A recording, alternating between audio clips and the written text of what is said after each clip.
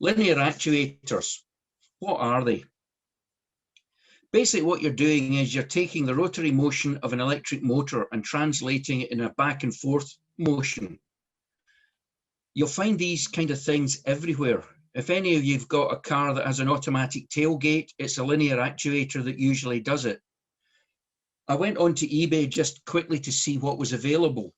And these ones you can get from various sizes. It's got in inches the throws at the bottom.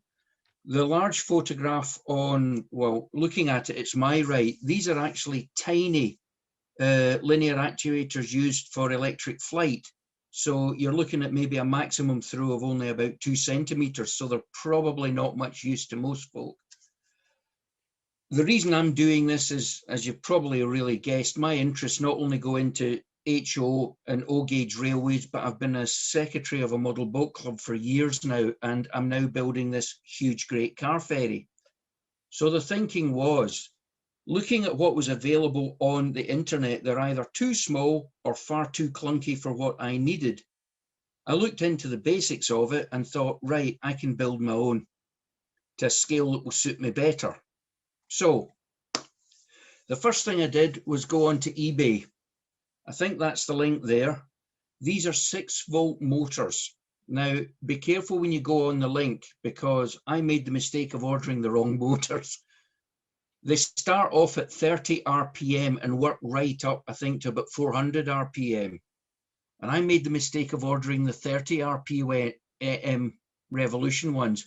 So you'll get a laugh at the end when I show you the one I've got half working.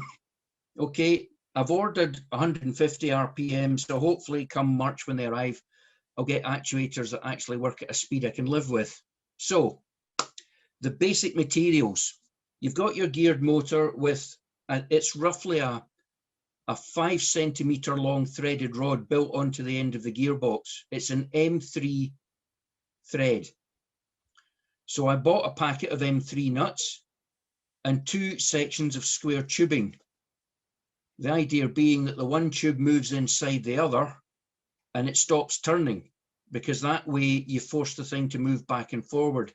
It was only later it dawned on me that you don't need square tubing, because as long as it's fixed top and bottom at a point, it'll automatically push open and close anyway. But that's what I built it with. So you start off with a fair bit of filing. I had the outer tube cut first to decide the length of the movement that I wanted.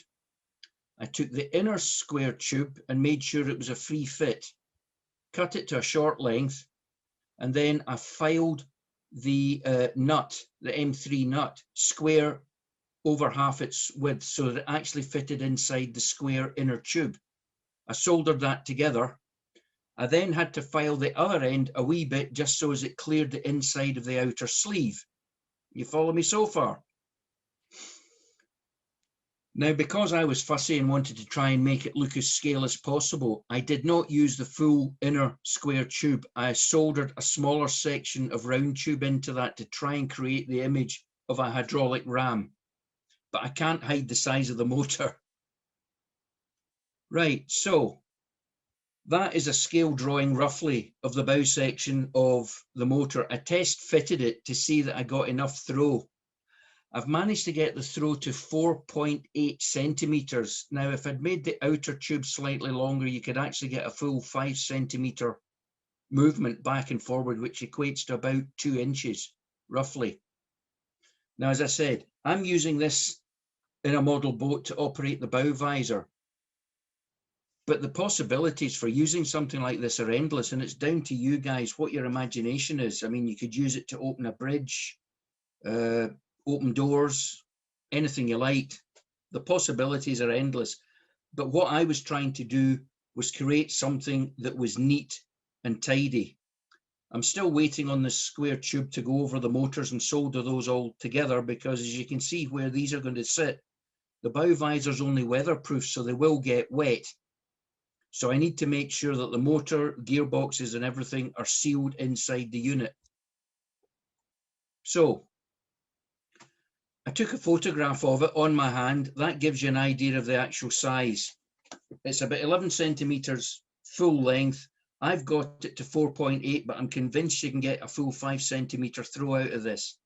But in theory, you can buy these motors with a similar gearbox, but you can get 12-volt motors that are slightly more powerful.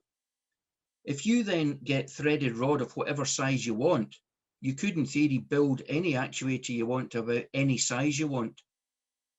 If you wanted to go down a stepper motor and use a control unit for that, that's another option. But what was the main reason for wanting to do this myself? It comes down to cost, like nearly everything else we do in Merg. If you look at these larger commercial units on eBay or wherever, the price varies from about £23 until way past £100, depending on what you're looking for. The other ones I showed you on the aircraft ones, they, I think, worked out about £13. But again, the movement is so small, I didn't think they were very useful.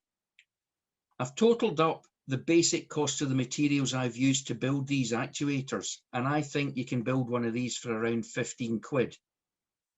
But that literally is only the mechanical side of the actuator, the geared motor and so forth. It's not, it doesn't include any costs for the electronic control units. Now, right, hopefully this will work.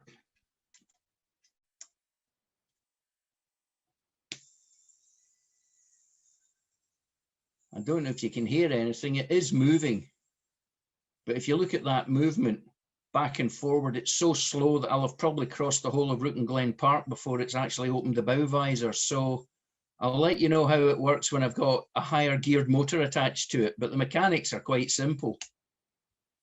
I mean, I've got a test rig on it, so it does work in both directions. It reverses as well.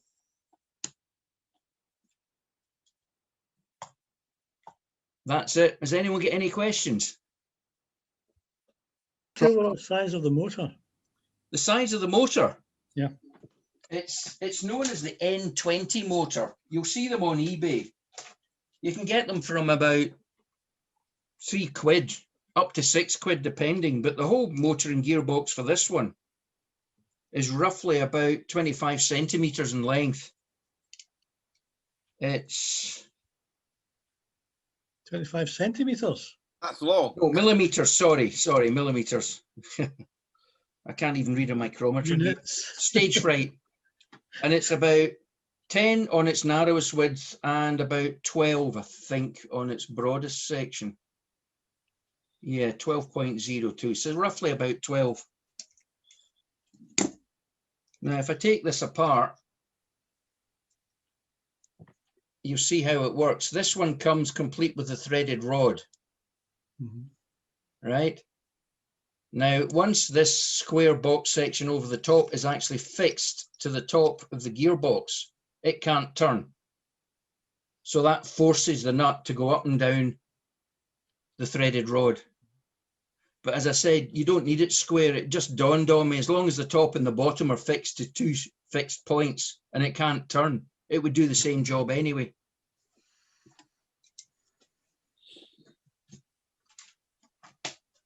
Yes. Yes. Craig here. Just to ask about technicalities of just what you were saying there of fixing the end of the rod to the end of the gearbox plate. There might be a fair amount of torsion depending on the weight it's moving. Would you solder, glue? Yes, no, I would. The reason it's all brass is because I'm using a blowtorch to solder it all together. The idea being, once I've got the box section to cover the motor, the whole lot will slide and fix. I'll be soldering up the bottom as well to try and make it as watertight as possible, because obviously a bow visor is not completely watertight, so there will be water floating about. The idea is just to drill 2 holes through the bulkhead and run the wires through and seal them in with araldite. But because of the size of the model, if anything happens with these actuators, I just unbolt them from the hinge mechanism in the base and I can remove them from the front. So there is a bit of redundancy built in to a certain extent. Well, I'm hoping so anyway. Once I get the right motors in it and it works properly, I'll give you another shot at it and show you what I'm trying to do. I've now got the headache of trying to work out how to cut the bow visor off, because even the template doesn't seem to sit equally on both sides. So I'm trying to get all that lined up at the moment. Just the normal DC motor type. it is a DC motor, but in theory, if you were to put a stepper motor and had a stepper motor controller on it, you could count the turns and then limit the switch. I was thinking maybe timing it, so you work out how long it takes to go from closed to fully open, and then set a timer unit so as you don't overrun the thing and break it. So if you've got two, one on either side, is that correct? That's the plan, yes. Will there be any problem balancing them to make sure that one doesn't move differently from the other? Well, I've still to test that out, I'm afraid, because although I'd built two of them, I managed to break the connector on one of them, so I've not been able to test it. And it really comes down to how freely you make the mechanism move. Because in theory, I'm hoping that because the gearing's similar, they should move at about the same. If there's a wee bit of flexibility, it should be all right. I know some people have built car ferries with just one actuator on one side to avoid that very same problem. Okay, thank you. Right. In terms of the whole project, we've done very similar things. As Neil said, it's scalable. You put in a bigger motor, you put in a longer threaded rod, you can get bigger movement. In fact, if you saw the back and forth layout that we have, it's a barge goes right along and back and forward. Right? And all that is a larger motor than the NEAS has, still a DC motor, and another threaded rod that just pulls the barge back and forward. And at the front of the layout, we've got a road roller with a smaller motor, again with a threaded rod. So we've used that principle. I should have been honest and said it wasn't my original idea. I'd nicked it, and that's where I nicked it from. In both cases, we've used limit switches. Right? The idea of a timer, we weren't happy with, because it works on the assumption that you'd always put the power off at one end or the other, or rather, it would always finish at that end, so you'd 10 seconds before you got to that end. If for some reason the power went off halfway through, and the next time you switch on, it's trying to do 10 seconds worth. It's trying to push beyond the limits. It's a bit. Yeah, that was something I hadn't thought of. I think you really need some detection. Previously, I did a presentation on using stepper motors for traversers, doing it on an even larger scale. Because the benefit of the traverser is you don't need simply to have a limit switch either end or in between, because you've got to make several stops in a traverser. So you have, and that's ideal for a stepper motor. You can say go 200 steps, 400 steps, 600 steps, as long as you have a reference point in the first place. So even with a stepper motor, ideally, you need some detector to give you, that's ground zero. Everything's a reference from that point to move forward and backwards. With a simple DC control, and I asked Aeneas what will switch off and on in the first place. And he said, it'd just be an output from a radar control receiver. So it's going to be say high to open it and low to close it or whatever. You've got two states coming in, and that results in the motor going back and forward. In other words, we could use electronics, but he said he wanted it as simple as possible, which would end up with a relay, essentially, double pull, double throw relay. The radar controlled motor switches the relay on, and when it's on, the motor's going in one direction. You let go of the button on the transmitter, the relay drops out, the motor goes in the other direction. And it'll go in one direction or the other until it hits some kind of limit switch.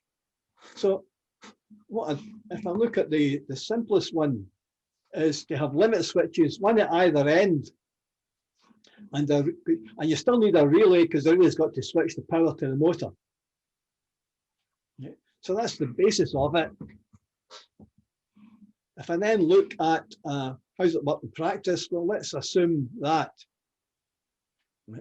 So if the circuit is the power coming in, follow the red line through the motor, follow the blue line back, the motor will turn in one direction. It'll keep turning until it hits the limit switch, which will cut it off. There's now no circuit to power the motor. There's no power, there's no connection at this end, there's no connection at that end. The motor just stops until you change the relay.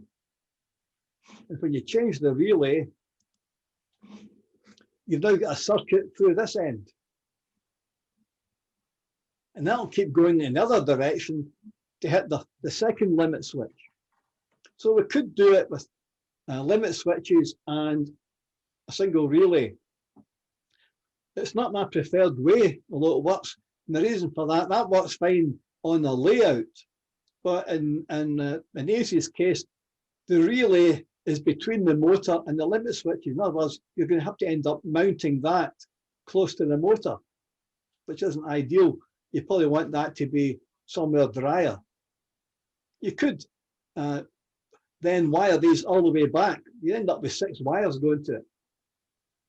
So a simple solution, in my opinion, is if you don't mind spending tuppence more, is to have that, which keeps it very simple. The motor turns in one direction because the diode lets it till it hits the stepper motor. It's a wee bit like the shuttle, the basic DC shuttle. Mm-hmm. And then when the power is reversed, which is happening here, you've got the relay somewhere up this way, dry and safe here somewhere, away from it all. Right? And then if you reverse it, there's now a path through the other diode, so I'll go in the other direction. Actually, I can show you that if I can get back to my other camera. As you know, I'm a great advocate of don't throw anything out. And what you're looking at there is a mechanism from the laser head of a CD player or DVD player, or whatever. You've basically got a motor, DC motor, and it's turning this rod, which is like a threaded rod. There's a little nipple there that makes it run back and forward. So what I did was, I did this one here. I put on a limit switch, micro switch at both ends. And now it's only 2 wires between where it would be on your boat and somewhere clean and dry back here.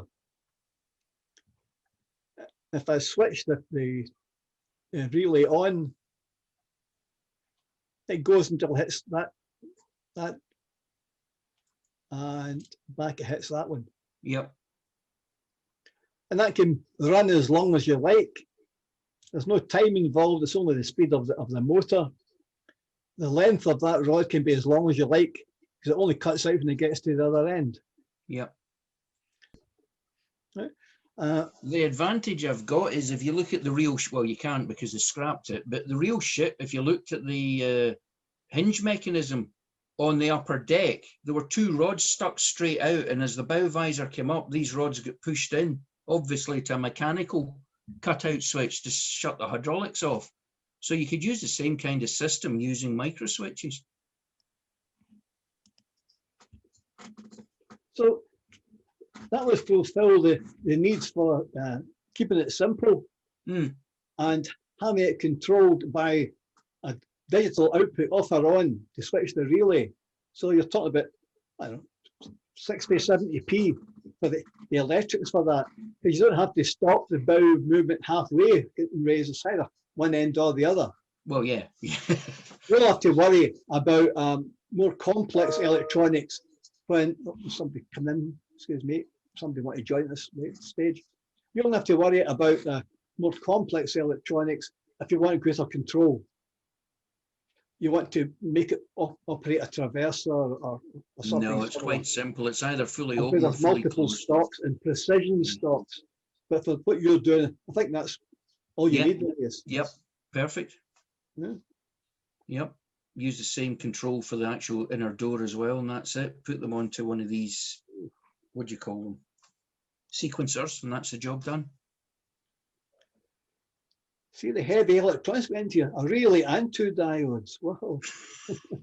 Listen, with my expertise with electronics, it needs to be simple.